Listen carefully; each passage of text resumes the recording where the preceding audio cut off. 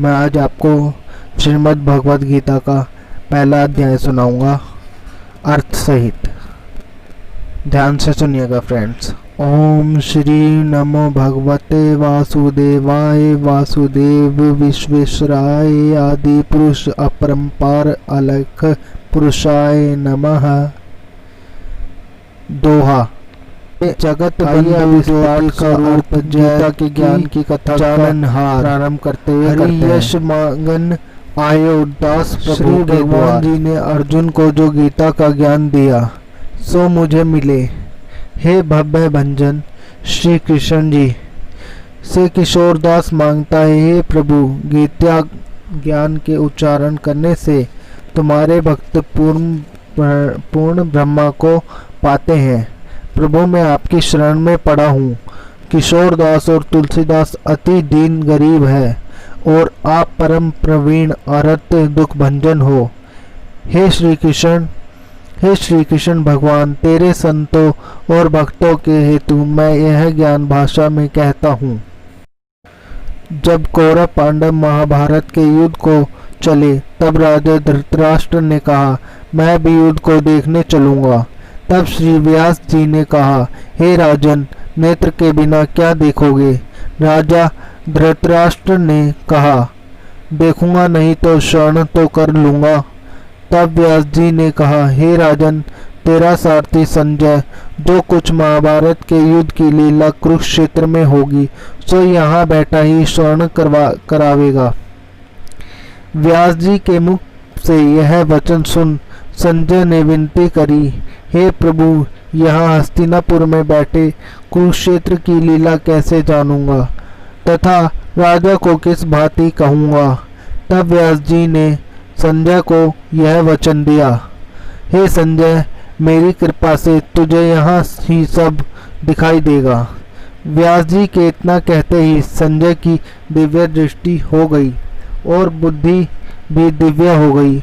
अब आगे महाभारत का कौतुक कहते हैं सो सुनो। 7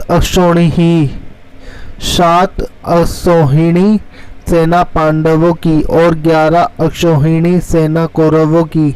यह दोनों सेनाएं कुरुक्षेत्र में जब एकत्र हुई तब धृतराष्ट्र ने पूछा, हे संजय धर्म के क्षेत्र कुरुक्षेत्र में युद्ध की इच्छा से एकत्र हुए मेरे और पांडु के पुत्रों ने क्या किया।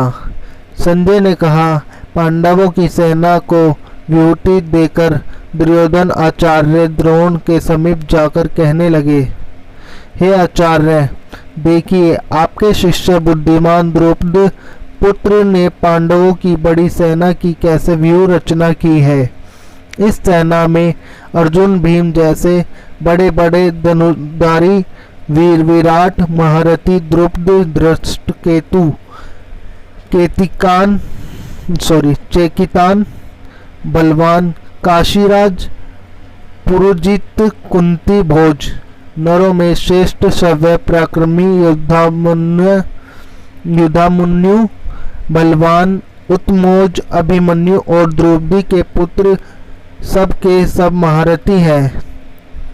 हे ब्राह्मण श्रेष्ठ आपके स्मरणार्थ अब मैं अपनी सेना के प्रधान सेनापतियों के नाम बताता हूँ। आप भीष्म कर्ण युद्ध विजय कृपाचार्य अश्वत्थामा विकर्ण सोमदत्त का पुत्र भूरिश्वा और बहुत से शूरवीर मेरे लिए प्राण तक देने के लिए तैयार हैं। यह लोग शस्त्र चलाने में अति निपुण है। हमारी सेना को जिसके भीष्म रक्षक है अपरिमित बल है और उनकी सेना जिसके भीम रक्षक है थोड़ा बल है। अब आप सब अपने अपने मोर्चे पर सावधान रहकर सेनापति की रक्षा कीजिए। भीष्म पितामह ने दुर्योधन को प्रसन्न करते हुए और ऊंचे स्वर से गरजते हुए शंख बजाया। फिर वहां चारों ओर शंख नगाड़े ढोल गोमुखी आदि बाजे बजे, जिनका बड़ा भयंकर शब्द हुआ, जिसके अनंतर श्री कृष्ण और पांडव अर्जुन ने दिव्य शंखों को बजाया। श्री कृष्ण ने पांचजन्य और अर्जुन ने भी देवदत्त नामक शंख को, अन्य और भीषण कर्म करने वाले भीम ने पौंड्रक नामक बड़े शंख को बजाया। कुंती पुत्र राजा युधिष्ठिर ने अनंत विजय, नकुलन ने सुघोष और सहदेव ने मणि पुष्पक और धनुर्धर काशीराज शिखंडी, धृष्टद्युमन विराट, अपराजित सात्यकी, राजा द्रुपद और द्रौपदी के पांचों पुत्र और महाबाहुओं अभिमन्यु, इन सब वीरों ने अपने अपने शंखों को बजाया। उन शंखों के भारी शब्द से आकाश और पृथ्वी गूंज उठे और धृतराष्ट्र के पुत्रों के हृदय कांप उठे। हे राजन, अर्जुन ने कौरवों को युद्ध के लिए प्रस्तुत कर धनुष उठाकर श्री कृष्ण से कहा कि हे अच्युत, मेरा रथ दोनों सेनाओं के बीच में खड़ा कीजिए, जिससे मैं युद्ध करने वालों को देख लूं कि इसकी रणभूमि में मुझे किन किन के साथ युद्ध करना चाहिए। दुर्बुद्धि दुर्योधन से प्रति करने वाले जो युद्ध के लिए यहाँ एकत्रित हुए हैं, उनको देखूंगा। संजय ने कहा, हे राजन, अर्जुन की बात सुनकर श्री कृष्ण ने भीष्म, द्रोण आदि वीरों के सामने उत्तम रथ को खड़ा करके कहा कि हे वीर युद्ध के लिए उद्यतन इन कौरवों को देख लो। अर्जुन ने चाचा, बाबा, गुरु, मामा, भाई, पुत्र, पौत्र, मित्र, ससुर और स्वजनों को शस्त्रों से सुसज्जित खड़े देखा और उसने इन दोनों सेनाओं में अपने ही सब बांधवों को देखकर परम दयाद्र हुए यह वचन कहे, हे कृष्ण, युद्ध की इच्छा से आए हुए इन अपने बंधुओं को देख मेरे अंग ढीले होते जाते हैं और मुख सूखा जा रहा है, मेरा शरीर बेकल होता है, गांडीव हाथ से गिर जाता है। हे केशव, मुझ में यहाँ खड़ा रहने की सामर्थ्य नहीं है और सब लक्षण मैं उल्टे देख रहा हूँ और संग्राम में अपने स्वजनों का वध करके कोई लाभ नहीं होगा। हे कृष्ण, मैं जीत, राज्य और सुख भी नहीं चाहता हूँ। हे प्रभु, हमको राज्य भोग तथा जीवन से क्या काम है, क्योंकि जिनके लिए राज्य भोग और सुख की इच्छा की जाती है वे सब इस युद्ध में प्राण और धन की इच्छा छोड़ मरने के तैयार है। और आचार्य, पिता, पुत्र, पितामह, माता, ससुर, पौत्र, साले और संबंधी, ये सब मुझे मारे तो भी हे मधुसूदन, मैं इन्हें मारने की इच्छा नहीं करूँगा। हे जनार्दन त्रिलोकी के राज्य के लिए भी मैं इन्हें नहीं मारना चाहता, फिर इस पृथ्वी के राज्य के लिए तो कहना ही क्या। हे जनार्दन, धृतराष्ट्र के पुत्र को मारकर हमारा क्या भला होगा, इसलिए हमें अपने भाई धृतराष्ट्र के पुत्रों को मारना अनुचित है। माधव, स्वजनों को मारकर क्या हम सुखी हो सकते हैं? ये सब लोभ के वशीभूत है और कुल के नाशक करने वाले तथा मित्र द्रोह करने में पाप को नहीं देखते। कुल नाशक के दोष को जानते हुए भी हमको इस पातक से क्यों नहीं दूर रहना चाहिए। कुल का नाश होने से कुल के प्राचीन धर्म नष्ट हो जाते हैं, फिर धर्म नाश होने से कुल में पाप बढ़ता है। हे कृष्ण, पाप से कुल की स्त्रियां व्यभिचारिणी होती है, जिससे वर्णशंकर संतान उत्पन्न होती है।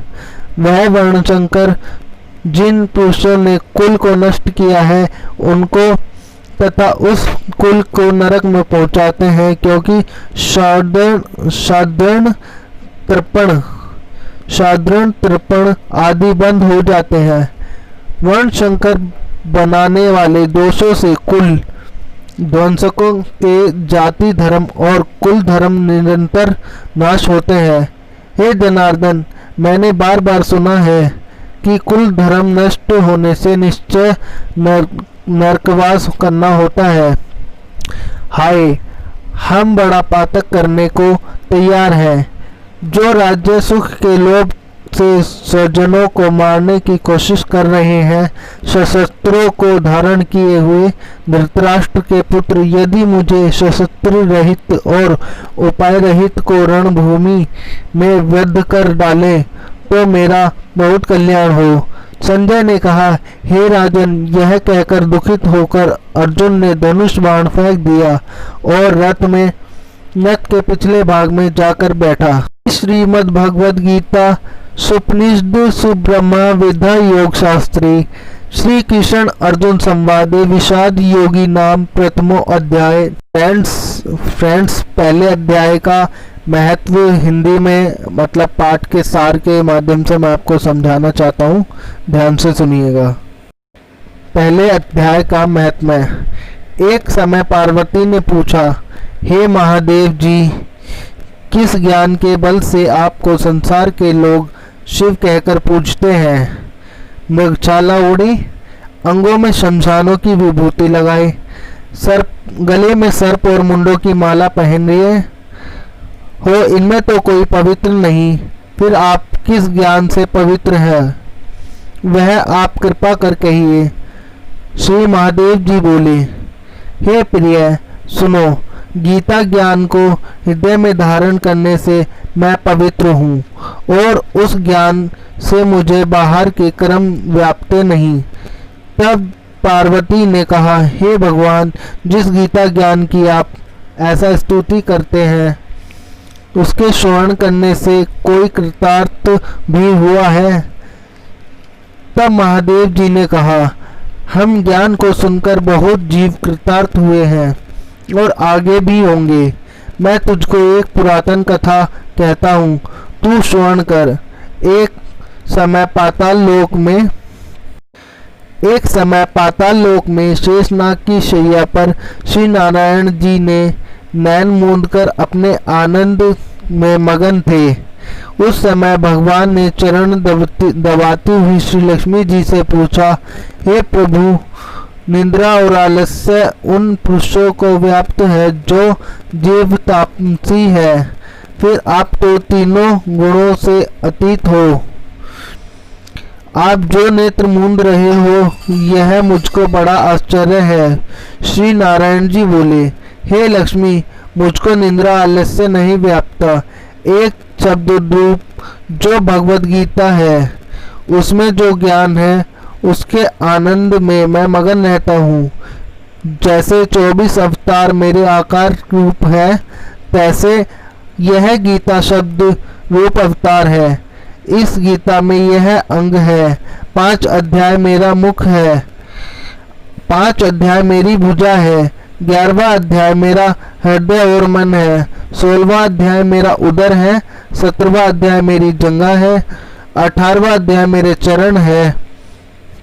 यह सब गीता के जो श्लोक है वो मेरी नई नाड़ियां है, और जो गीता के अक्षर है सो मेरे रोम है।